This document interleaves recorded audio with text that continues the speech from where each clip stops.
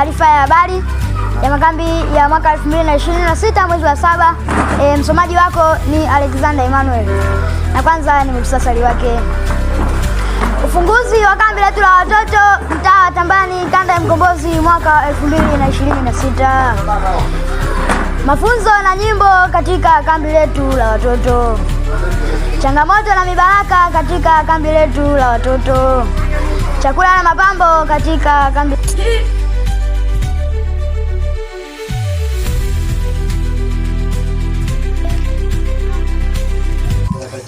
Naam, karibu tena ndugu mtazamaji na ndugu msikilizaji wa Wahubiri Wadogo Media, na karibu tena katika taarifa ya habari ya kambi la watoto mtaa wa Tambani, kanda ya Mkombozi, mwaka 2026. Niko hapa na madam, jitambulishe na unawaambiaje watazamaji?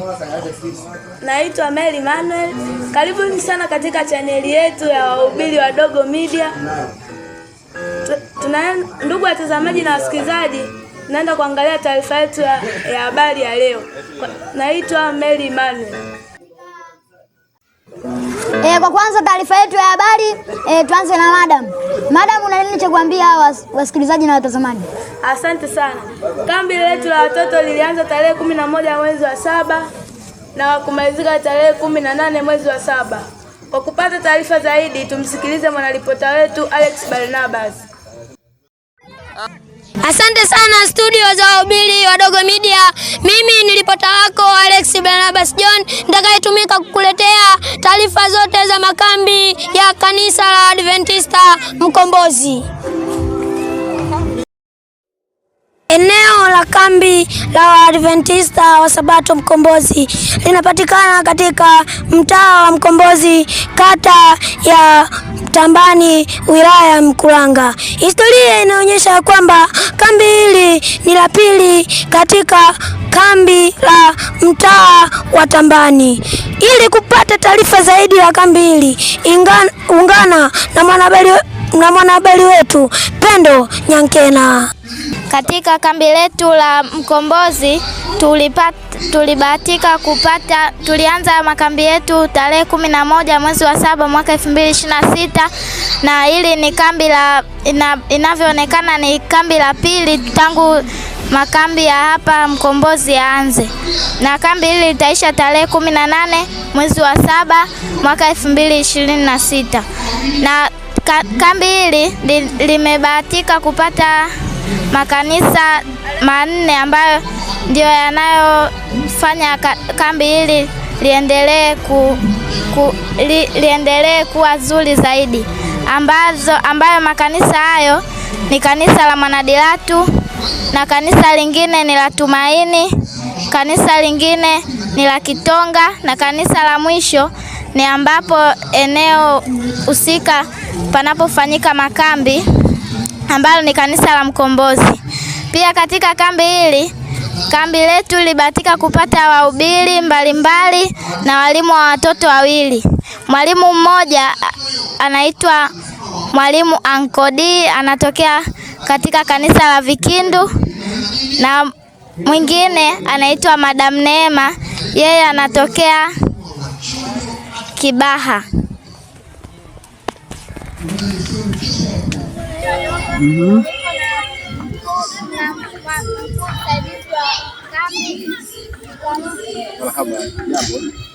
Nakena sauti.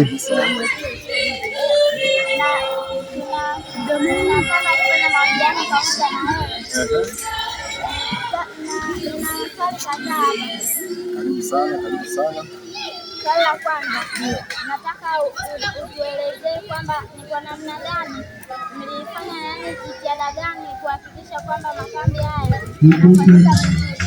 Okay, kwa jina naitwa Emmanuel Robson, mwenyekiti wa kambi ya kanda ya Mkombozi mwaka 2026.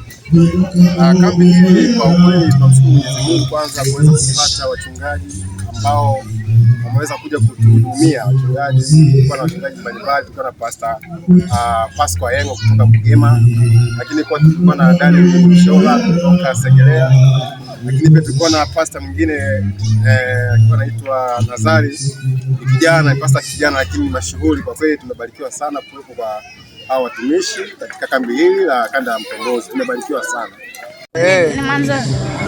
Bwana Yesu asifiwe. Karibu tena katika media yetu ya wahubiri wadogo. Nipo na mkuu wa kambi ambalo limefanyika mwaka 2026. Mkuu wa kambi, karibu sana. Asante. Shikamoo. Marhaba. Jambo. Jambo. Unaendeleaje? Namshukuru Mungu. Naomba ututajie jina lako, unaitwa nani? Naitwa Bryson Nicodemus. Ni mkuu wa kambi hili la mtaa wa Tambani kanda ya Mkombozi. Ni mkuu wa kambi mwaka huu 2026. Karibu katika media yetu ya wahubiri wadogo. Asante sana. Naomba utuambie ni changamoto gani ambazo ulizipitia katika kuendesha ili kambi mpaka limefanyika kambi lenyewe. Asante, ninashukuru. Changamoto zipo sehemu yoyote ambapo kunafanyika jambo lolote, ni lazima kuna kuwepo na changamoto. Changamoto ni katika kamati zetu hizi za makambi. Wakati mwingine tunakuwa na kamati ambayo wanakamati hawahudhurii katika vikao. Kwa hiyo unakuta kambi linapokaribia kufika au kambi linapofika, vitu vingi vinakuwa havijakamilika kwa sababu ya changamoto hizi za wanakamati kutohudhuria katika kamati. Lakini vile ni bajeti. Hali kidogo sasa hivi ishakuwa ngumu, na bajeti yetu ilikuwa ni kubwa kidogo. Bajeti yetu ilikuwa. Ndugu mtazamaji na ndugu msikilizaji wa media yetu ya wahubiri wadogo, asante sana ripoti Alex Barnabas. Madam, naona kambi leo limepana sana na mkuu wa kambi ameelezea vizuri sana. Jambo lingine tunaloenda kuzungumzia ni mafunzo. Kuna vijana, kuna mafunzo ambayo katika kambi hili watoto wamepata mafunzo pamoja na vijana. Sasa twende tukaungane na mwandishi wetu wa habari Samuel Benjamin Musa. Bwana Mungu akamtoa huyo mtu. Alipomtoa kama katika kipindi chetu cha wahubiri wadogo katika makambi haya tumejifunza katika vipindi mbalimbali ambavyo tumejifunza. Tulikuwa tukiamka tunaimba na kuomba.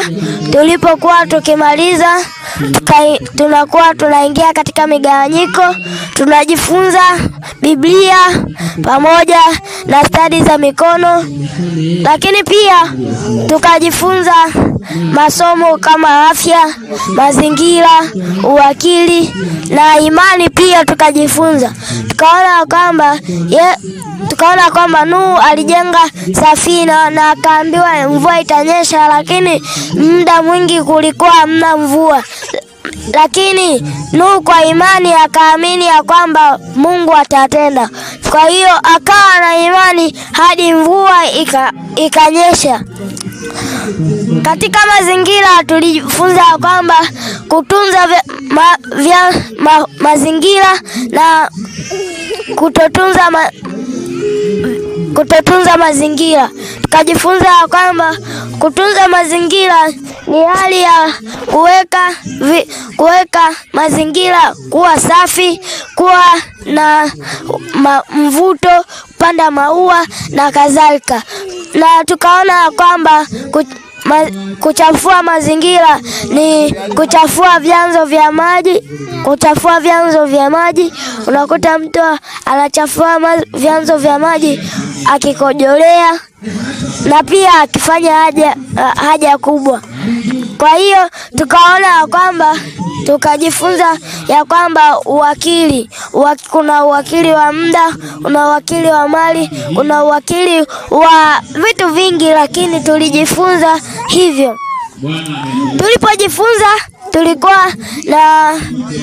tulikuwa tunajifunza pia na vitu mbalimbali kama kutengeneza maua. Hizo ndizo stadi za mikono. Asante.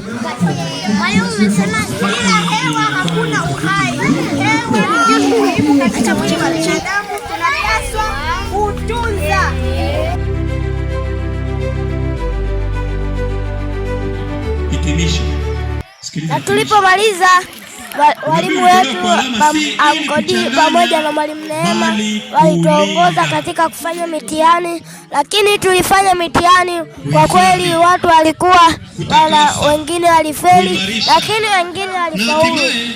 Lakini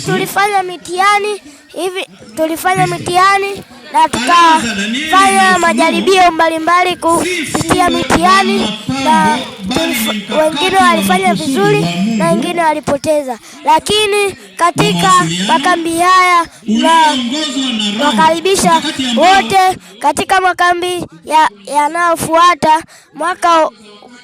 Mwaka unaokuja tutakuwa na makambi mengine na tutakuwa na michezo kama makambi haya tulipokuwa tukifanya michezo kama michezo ya kukimbia, michezo mingi tulifanya. Lakini tunakukaribisha katika makambi yetu ya Mkombozi. Tunamshukuru Mungu. Kama hautakuja tutakutana mbinguni. Mimi ni mwanaripota wako Samuel Benjamin Musa.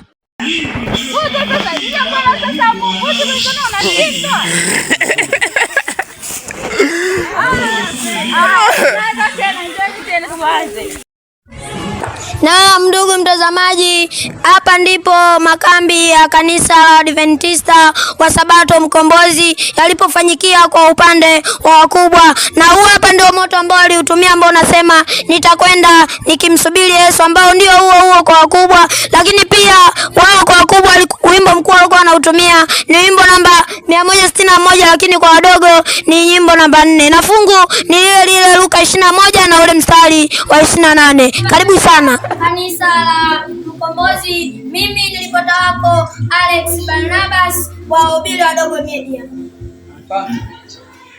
Katika kambi letu la watoto kulikuwa na chakula pamoja na mapambo.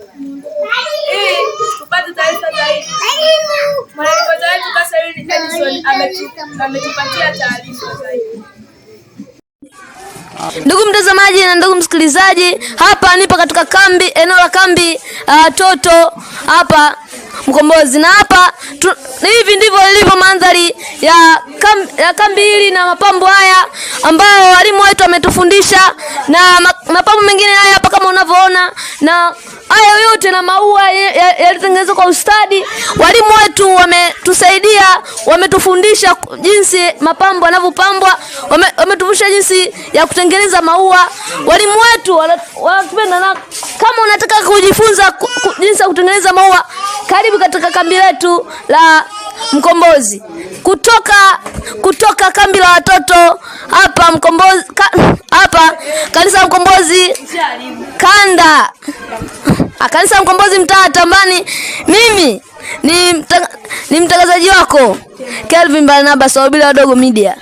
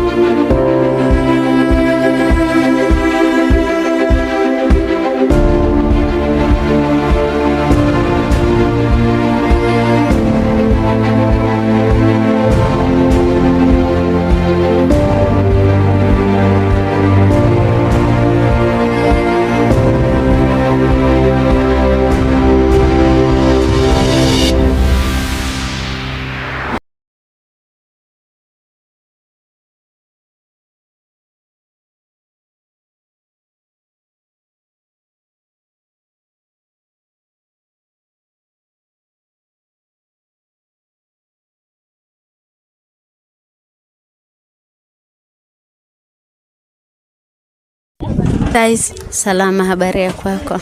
Nzuri, shikamoo. Malaba. Leo tumekuja kuhojiana na wewe kuhusu mambo ya mapishi katika kambi letu. Vipi? Chakula kilikuwa safi, chakula kilikuwa kizuri.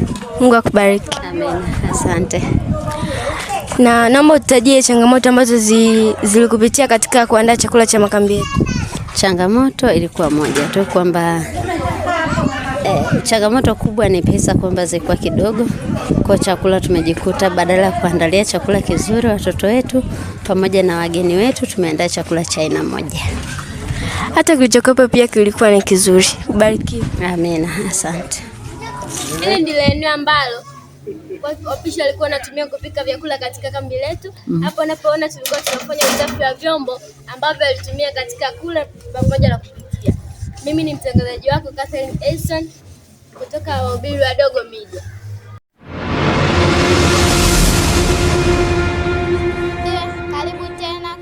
Karibu tena katika media yetu ya Wahubiri Wadogo. Niko na madam ambaye alikuwa anatufundisha katika kambi la watoto. Madam, karibu sana. Asante. Natambua uwepo wako katika media yetu na ninakuomba utusaidie, jina lako unaitwa nani? Mimi naitwa Madam Neema. Natokea kanda ya Kibaha, mtaa wa Kilangalanga, kanisa la Zegereni. Karibu sana katika media yetu ya Wahubiri Wadogo. Asante. Vipi, umelionaje kambi letu la watoto? Tunamshukuru Mwenyezi Mungu, kambi lilikuwa zuri la kupendeza, kwani tulibarikiwa sana. Na vipi changamoto ulizokutana nazo, na changamoto ulipokuwa unawaangalia watoto walikuwa unaona wana changamoto gani? Watoto wetu wa sasa hivi sio kwa kanisa la Mkombozi tu, asilimia kubwa wanao changamoto, hawalipendi neno la Mungu. Hivyo tunalo jukumu la kukaa nao, kuongea nao na kuwaelekeza vyema ili wakuwe katika hekima na kimo wakimpendeza Mungu pamoja na wanadamu. Wazazi ambao mnatutazama wakati huu, tunashauriwa na madam kwamba tunatakiwa tukae na watoto wetu tuwaelekeze ili wakuwe wakimpendeza Mungu na wanadamu. Madam, tunaomba makambi yetu yanapoelekea kuisha, unawashauri nini na wazazi na watu wengine wote wanaokutazama? Asante. Mzazi ndiye mwalimu wa kwanza. Hivyo shule ya nyumbani ni lazima iwepo.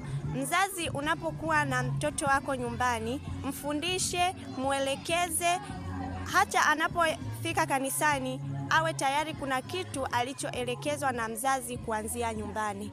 Kwa sababu mwalimu kanisani ni mwalimu na ni mzazi wa pia. Hivyo wazazi wachukue wajibu wao wa kuwalea watoto na kuwafundisha wakiwa majumbani.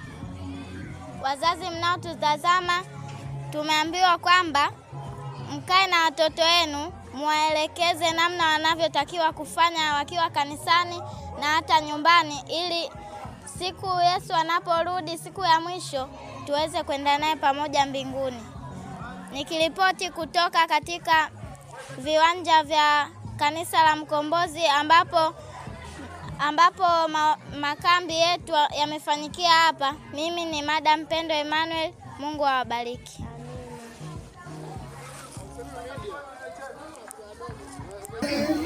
Asante sana Edson. Sasa tunaelekea katika jambo la changamoto na baraka. Katika kambi letu la watoto kulikuwa na changamoto, tulipata changamoto na pia tulipata baraka ya Bwana. Sasa ili kupata taarifa zaidi, tukaungana na mwandishi wetu wa habari Baraka. Hili ndilo eneo la kambi la watoto katika kanisa la Mkombozi. Unajua, katika shughuli yoyote lazima kuwe kuna faida na changamoto. Nitakutajia baadhi ya changamoto na faida zilizopatikana.